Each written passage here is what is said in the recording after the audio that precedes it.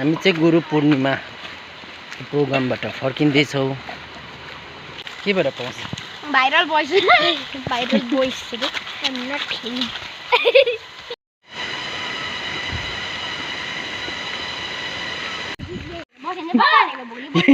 यहाँ भित्र पस्न म तिमीहरूलाई कुदाएर लान्छु।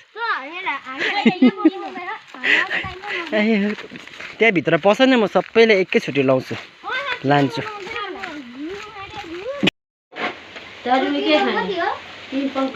ओन्ली 10 रुपिसको है।